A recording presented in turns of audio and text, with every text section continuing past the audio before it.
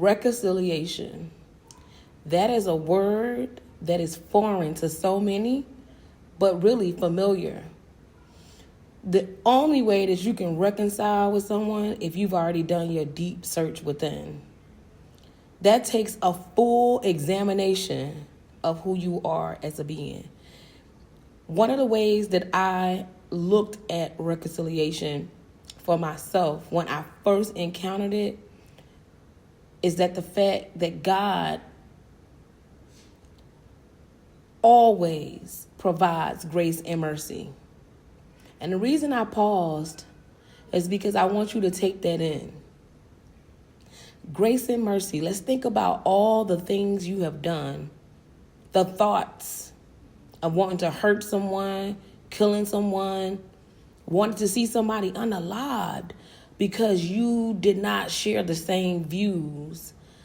You don't know how to have take constructive criticism, nor do you know how to communicate effectively how you feel about something. All these things here are the reason why it is so challenging for people to reconcile.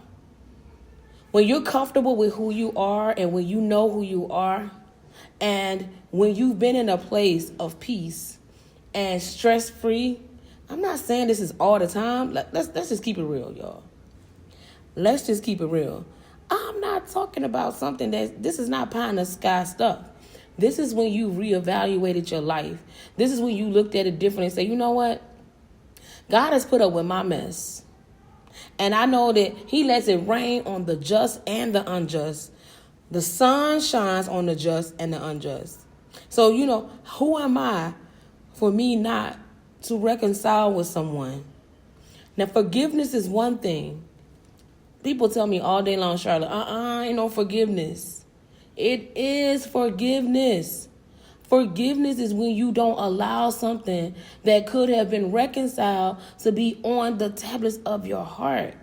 See, if you don't see beauty through your eyes, if you don't see love through your eyes, you don't have it in your heart, you don't have it in your mind, you don't understand anything. What I'm saying right now is blah, blah, blah, blah. That's what you hear. You have to be in a place of sanity. And if you have some challenge mentally, you have to be stabilized to understand the words that are coming out of my mouth. Now, can we patch it up and repair? Those are other words for reconciliation for those who don't know. If you cannot do those, if that is challenging, then there's always moving right along. You don't have to stay in a situation that it doesn't matter whether that's employment, it doesn't matter whether there's a friend, a relationship, a marriage. There are things that goes on behind the scenes that people don't know anything about. And I think one of the main things is when you go to that person who haven't even tried to live their life halfway right, and you asking them for advice. Listen, their perspectives and views is going to be totally different from you. You may love them, you may respect them, but y'all not going to think the same way. You have to have, it's a certain type of people that knows how to reconcile with individuals. That doesn't mean become a doormat. That doesn't mean that now you're going to let this person just walk all over you. You have to learn some type of boundaries. Meet someone halfway in the middle. People by nature loves for people to compliment them, to tell them how great of a job they've done, to even look through all of their mess. So let's go to reconciliation with marriage. And this is a very challenging topic.